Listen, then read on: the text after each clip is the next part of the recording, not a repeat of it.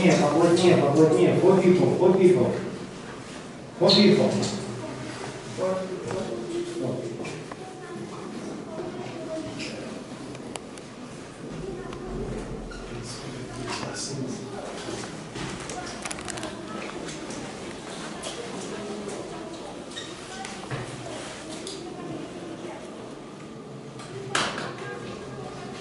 Next.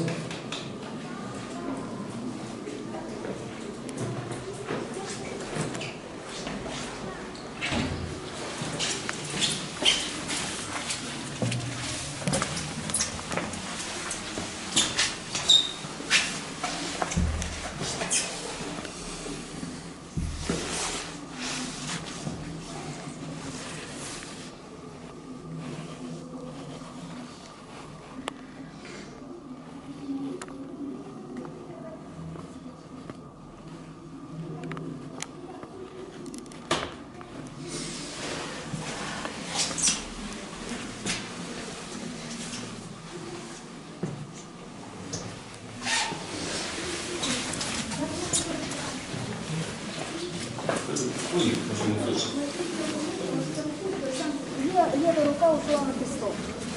Да, закладного камня. Потом припал, во вторую комнату попросили, вышли. И опять переписали.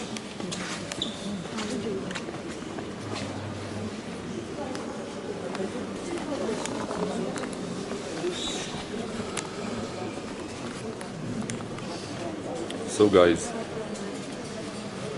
we've been inside the tomb of Jesus Christ. It is called the edicule, and it has two chambers. The first one, in which we waited first, was the chamber of angel, and you've seen in the middle a square, a cube, which is believed to be the gravestone that used to be in the tomb close, and on which the angel stood. And on the second chamber is the actual tomb of Jesus, which was covered with marble. Let's see the next part of this holy place, the holiest place for Christians, and let's have a tour.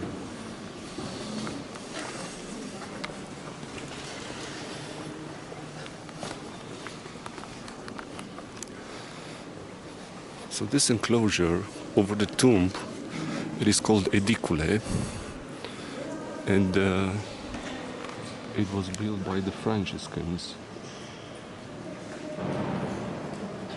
several years ago.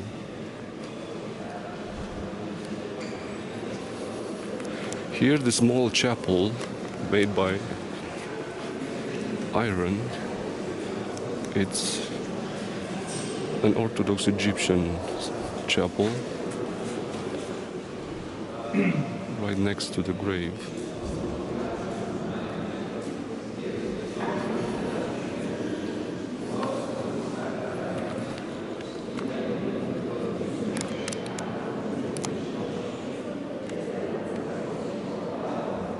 And that's the biggest dome of the church, right above the tomb of Jesus Christ.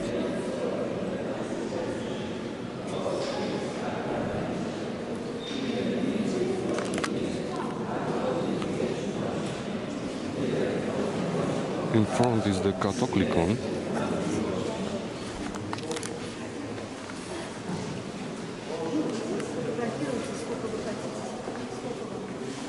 It's the Greek Orthodox Church.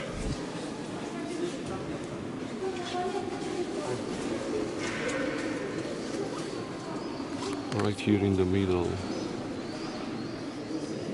it's the omphalos. In the ancient time, they consider that is the stone that marked the center of the world, where the crucifixion and resurrection took place.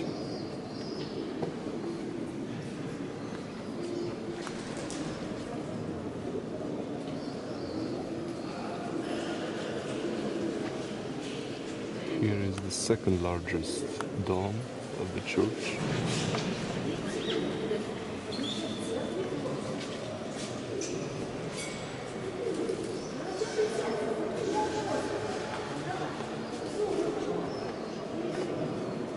And those two thrones, chairs, belong to the Patriarch of Jerusalem and the Patriarch of Antioch.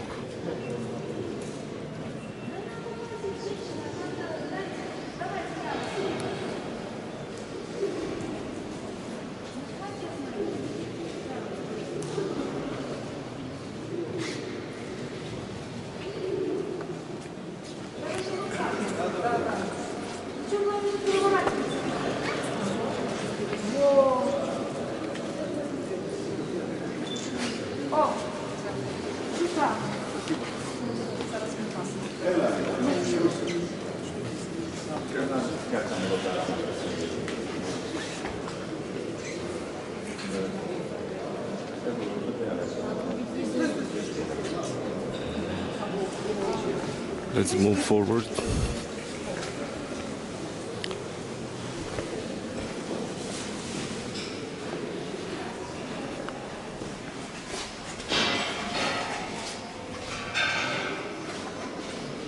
Lots of small chapels.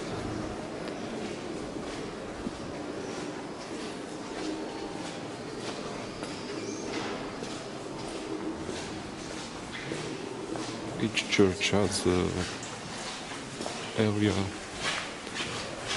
that belongs exclusively to them.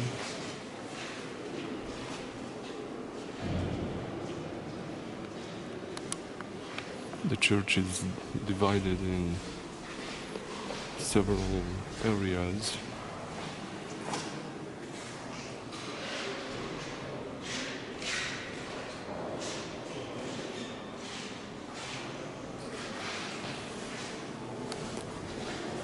And now we're going to enter into the chapel of Saint Ellen. Saint Ellen, the mother of Constantine the Great, who actually built the first church over this place.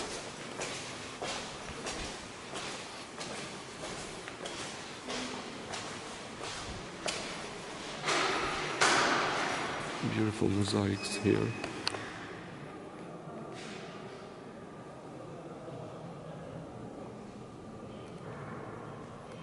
The Crusaders found this place at the bottom of the Hadrian's Wall, and they decided to erect this chapel in St. Helen's honor, due to the fact that she was the one who helped convert Constantine the Great to Christianity, and also she is the one who made lots of efforts to find this place. And also she was the one who found the true cross. And this place down here is the chapel dedicated to the true cross, but it is believed that the cross on which Jesus Christ was crucified was found in this place.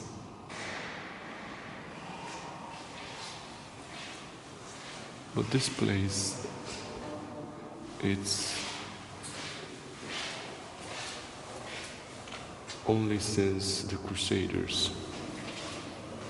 So only in the 11th century here started the story that Saint Ellen found the cross.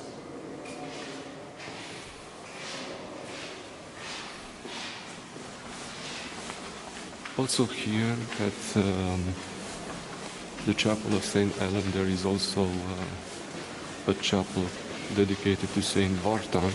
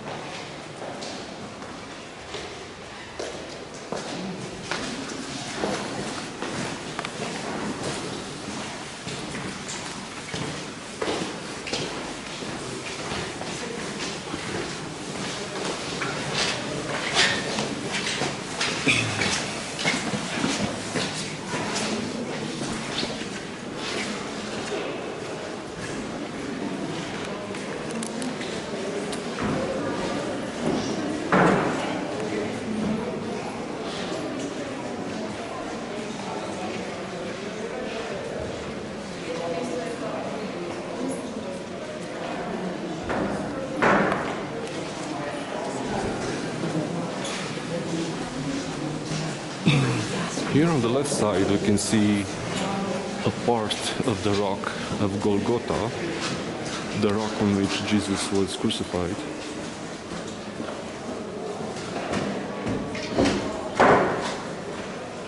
And next we're going to enter in the chapel of in the chapel of Adam, the first human. Also, here there's a small part of the Calvary or Golgotha. It is believed that when Jesus was crucified, his blood poured on the rock and from the rock into the skull of Adam. It is believed that the skull of Adam was buried here on the same rock.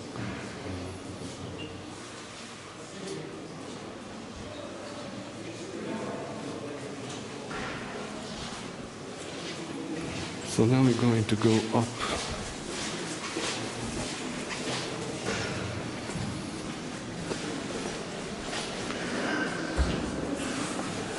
to see the place where the cross stood once.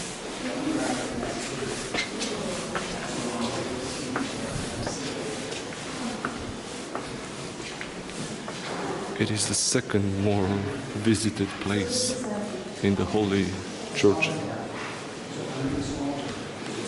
and the most lavish decorated place.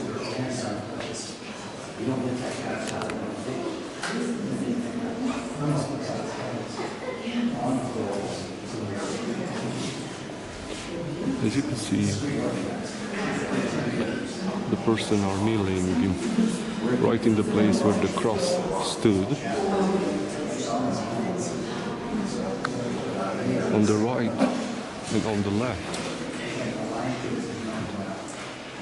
there are fragments of the rock. This is part of the rock surface that Well, theoretically it's split in half. Half belongs to Catholic Church and the other half to the Orthodox Church. Over there is an icon of Saint Mary. It is believed that it performs miracles.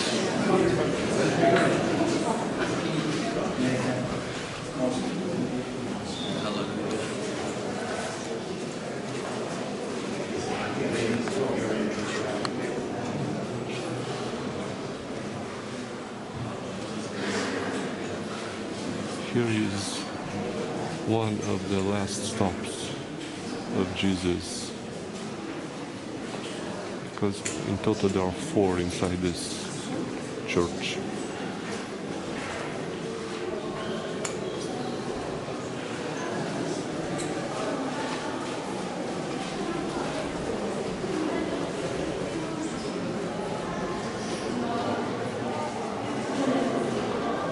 This wall here was erected to support the building, and now it has beautiful mosaics with the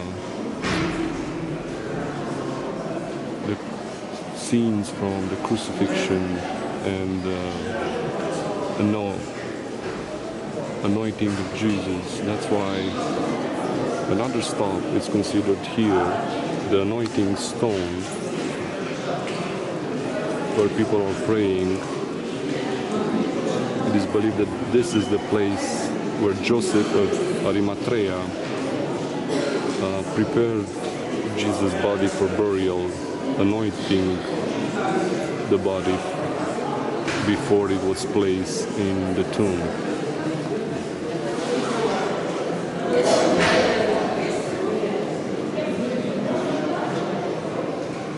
Lots of chapels, even on the upper levels.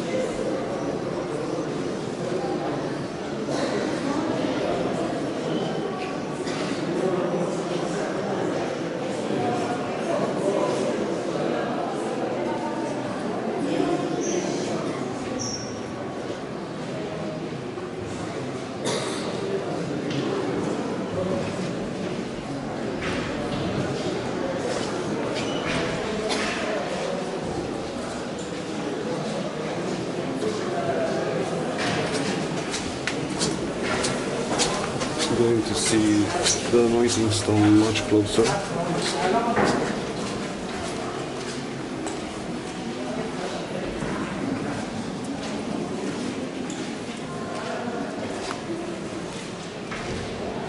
This stone was laid here early in the 19th century.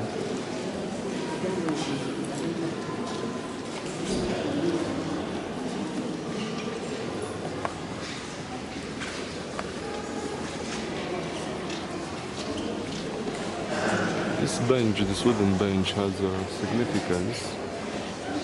It's the bench where a Muslim family stood, which was designated to keep the keys of this church. And we're going to talk about that in a minute.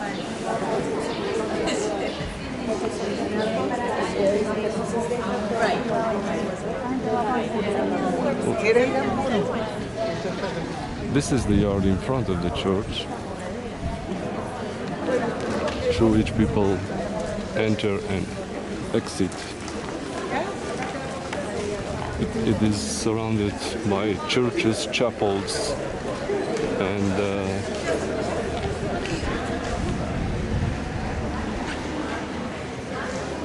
today this is how the church looks. Well, the story says that at first, during the Roman kings, Adrian built in the 2nd century a temple dedicated to Venus, because the Roman roads from north to south and east to west were meeting here, and in order to cover the tomb of Jesus, he built a temple dedicated to Venus.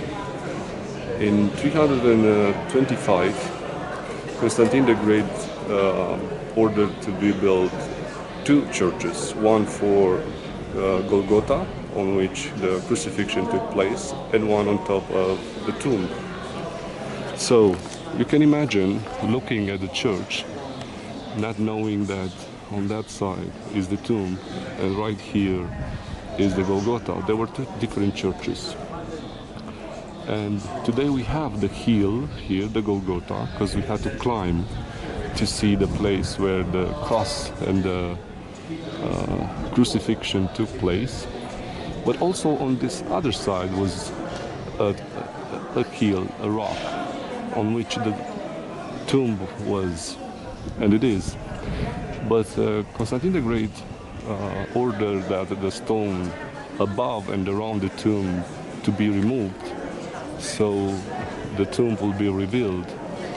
And it is like we saw it today, only that today, since the 16th century, since 1555, the tomb was covered with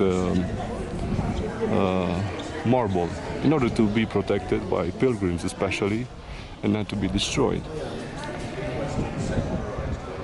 After the construction of the churches during the Constantine the Great, there were lots of acts of destroying the churches, and also earthquakes happened and destroyed part of both churches. Also in the early 11th century, the church was razed to the ground, and only when the Crusaders came in 1099, at the First Crusade, they built the church. During the Crusaders, the church that we see today was the first time when both places of crucifixion and the tomb was under the same roof. And since then, also the church passed through several renovation and maintenance. There are and always have been quarrels between the Christian churches regarding their influence and their area of control inside the church. That's why in the 18th century the Muslims were the ones who started to make a bit of order, and in the middle of the 19th century they issued a status quo of the church, and you see a ladder, a wooden ladder over there. It is called the immovable ladder. It stays there for at least 150 years. Well, it is changed from time to time when it's broke, but that ladder was used during the times when the Muslims ordered that the church would be closed. So the priests and monks would stay inside, closed, and from outside they were provided with water and food with that ladder. Well, that ladder became like a symbol of the status quo of how the church is split among churches, and as long as this ladder stays there, the churches are agreeing about how everything goes. Fortunately, it's not that easy. Even in the recent times, they are still having quarrels and even fist fighting, ending in hospital, and it's quite sad. Even today, the keys from the church, opening and closing the church, is in the hands of a Muslim family. But nevertheless, the church is mainly administrated by the Greek Orthodox Church and the Catholics, but the Greek Orthodox Church has its lion's share, and that's why you can see over there on top of this tower bell, which today has at least half of its initial height, you can see a flag. Well, this flag is not a nation flag, it is the flag of the Greek Orthodox Church. So here in this site happened the last 4 stops of Jesus. It was nailed, it was crucified, it was brought down from the cross, it was anointed and then put to rest in his tomb. This is the holiest place in Christian beliefs, and it is a remarkable place actually, but I'm a bit disappointed, I might say that. Why? I've been here several times since I arrived in Israel, but people are not acting as it should, accordingly to the meaning of this place. And around this place and in whole Jerusalem is like a market, as I said in previous videos. But unfortunately, most of the pilgrims and tourists are acting inside, like in a market. So that's an issue, I believe.